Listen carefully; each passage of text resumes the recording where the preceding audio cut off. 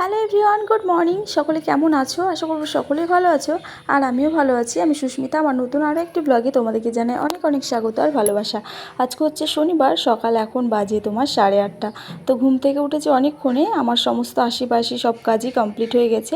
আর স্নান, হনুমান চালিশা পাঠ সবই হয়ে গেছে। আর এখন তারপর ওই যে মেথি জলটা খাচ্ছি। আর মেথি জলটা খেতে খেতে তোমাদেরকে সাথে নিয়ে আজকে ব্লগটা শুরু করে দিয়েছি। তো আশা করব প্রতিদিনের মতো আজকে ব্লগটাও তোমাদের বেশ ভালো লাগবে।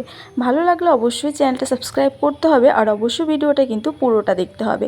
আর পুরোটা দেখার পর যদি কোনো অংশে কিছু ভালো লাগে তাহলে অবশ্যই একটা লাইকও করতে হবে, কারণ তোমাদের করা একটা লাইক আমাকে পরবর্তী ব্লগ বানাতে অনেক অনেক বেশি মোটিভেট করে থাকে।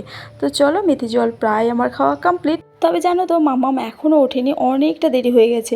কালকে রাত্রে অনেকটা লেট করে ঘুমিয়েছে, যার কারণে সকালবেলায় উঠতেই চাইছে না। 9টা পার হয়ে যাচ্ছে, তবুও ওর কিন্তু ওঠার নামই নেই।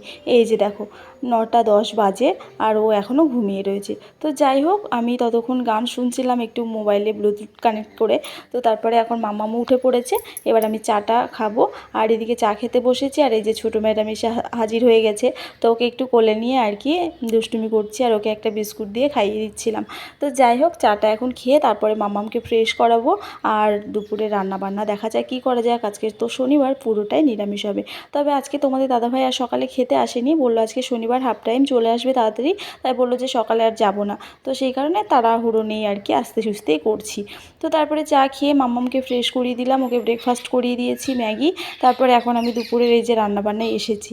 তো আজকে এই যে আলু, পেঁপে আর তোমার বাড়ির পুঁই শাক দিয়ে আজকে তরকারি রান্না করছি। এটা একটা তরকারি করব, আর করব হচ্ছে ডাল, আর করব ভেন্ডি ভাজা, পাঁপড় ভাজা, ভাত। এই হবে আজকের লাঞ্চ মেনু। তো এদিকে তরকারিটা বসিয়ে দিয়েছি আর আমার ভেন্ডি ভাজা করব, তাই ভেন্ডি ভাজাটাও একেবারে ধুয়ে কেটে নিয়েছি। আর এখানে ডালটাও আমার সেদ্ধ হয়ে গেছে, মুগ ডাল করব। আর এদিকে ভাতও হয়ে গিয়েছে দেখো। তো চলো এবার একে একে সবজিগুলো রান্না করে নিই। তো তরকারিটা অলমোস্ট হয়ে গিয়েছে। এবার তরকারিটাকে নামিয়ে দিলাম। তরকারিটা শুকনো শুকনো করে করলাম, কারণ রুটি দিয়ে রাত্রেবেলায় হয়ে যাবে। আর রুটি দিয়ে এইরকম তরকারি না বেশ ভালোই লাগে খেতে।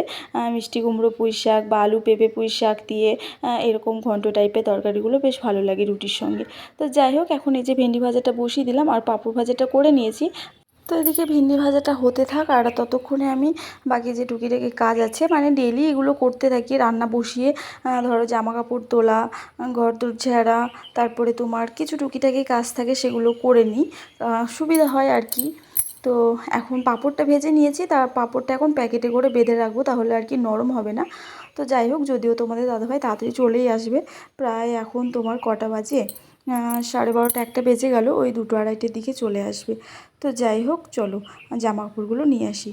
তো ছাদে জামা কাপড় যেগুলো দিয়েছি সেগুলো সবটাই শুকিয়ে গেছে। সকালেই করে কেচে দিলে তাড়াতাড়ি করে শুকিয়েও যায় আর কি। তো এখন এই যে চাদরটা কালকে দেখলে না যে বেডশিটটা চেঞ্জ করলাম, তো রাত্রেবেলায় কী করেছে, মামাম চা খেতে গিয়ে মানে ফেলে দিয়েছে। তো মানে মোবাইল দেখতে দেখতে ও কী করেছে, পাটা শার্ট করেছে। ও দেখেনি যে ওখানে চা ছিল, আর পড়বি পর একেবারে বিছানাতেই পড়েছে। বিছানায় খাবার দাবার খাওয়াটা আমার পছন্দ নয়, আর দেখেই থাকবে যে বিছানায় খুব একটা আমি খাবার খাই না। নিচে সব পেতে বসি বা নিচে বসেই খাবারগুলো খাই।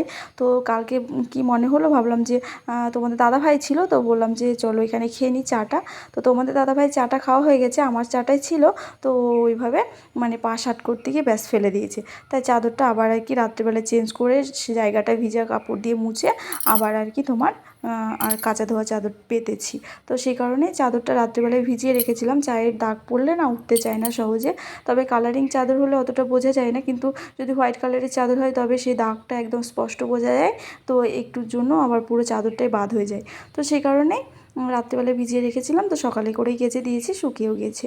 তো এখন তোমাদের সাথে কথা বলতে বলতে ভেন্ডি ভাজা হয়ে গেল, আর তোমার ডালটাও ফোড়ন দিয়ে দিলাম। আর ডালটা ফুটতে ফুটতে এদিকে আমি কৌটোকাঠিগুলো মুছে নিচ্ছি। রান্না করতে করতে কৌটোকাঠিগুলো আমি প্রায় মুছতেই থাকি। আর ডিপ ক্লিন মানে পুরো মশলাপাতি ফুরিয়ে গেলে তখন একেবারে ধুয়ে রাখি। আর মশলা থাকাকালীন এইভাবে আমি শুকনো কাপড় দিয়ে ডাস্টিং করে নিই, কারণ রান্নাঘরে তো আমার কৌটোকাঠিগুলো থাকে না, সেই কারণে খুব একটা নোংরা অতটা হয় না, তেল চিটচিটে ভাবটা হয় না অতটা। তবে ডেলি ইউজের জন্য যে নোংরাটা হয় ওটা আমি প্রায় মুছতেই থাকি। তো এদিকে কৌটোকাঠিগুলো মোছা হলো, আর এদিকে ডালটা ফোড়ন দিয়েছিলাম সেটাও কিন্তু হয়ে গেল, নামিয়ে দিলাম। এবার গ্যাস মুছে বাসন টাসন মেজে একদম ঝকঝকে চকচকে করে নেব। আর রান্না হয়ে গেছে। তো চলো আজকে রান্না তো দেখলেই, ডাল করলাম আর ওই যে আলু পেঁপে পুঁই শাক দিয়ে তরকারি করেছি আর পাঁপড় ভাজা আর ভেন্ডি ভাজা ভাত। তো এখন তোমার হচ্ছে কটা বাজে বলো তো? 3টে বাজে। তোমাদের দাদাভাই আসলো খাওয়া দাওয়া করে, বললো যে চলো বাজারে যাই, মানে মাম্মাম কদিন ধরে পাইনাপ্পেল খাবে, মানে আনারস খাবে বলে বায়না করছে। তো আজকে এসেই খাওয়া দাওয়া করে যে বাজারে গেছিলো, গিয়ে নিয়ে আসলো। আর এখন সেটা নিয়ে এসে তারপরে কেটে দিলাম লবণ মাখিয়ে। তো এখন মানে ও খাবে না, একটা খেয়েছে, ওতেই ব্যাস ওর হয়ে গেছে। তো যাই হোক বন্ধুরা, শনিবার আর ব্লগ কন্টিনিউ করতে পারিনি। আজকে হচ্ছে রবিবার সন্ধ্যার সময়। তো সন্ধ্যার সময় বিকেল করে এই যে আমার টেবিলটা চলে এসেছে, গ্যাস টেবিলটা। তোমরা তো দেখতে যে আমি নিচে বসে বসে কি কষ্ট করে রান্না করতাম। তো টেবিলটা অনেক দিন আগেই বানাতে দিয়েছি, তোমাদেরকে তো ব্লগে বলেছি, কিন্তু এমন মানে মানুষের হাতে দিয়েছিলাম যে দিতেই চাইছিল না। তো ফাইনালি আজকে দিয়ে গেল। আর এইদিকে যে আমার যা রান্না করে, আর এইদিকে আমি টেবিলটা সেট করলাম এইভাবে, এই যে। তো তবে খুব একটা অর্গানাইজ করা হয়নি। তো কেমন হয়েছে জানিও। আর আজকের ব্লগটাও এখানে শেষ করলাম। দেখা হচ্ছে পরবর্তী ব্লগে। ব্লগটা তোমাদের কেমন লাগলে জানিও কমেন্টে।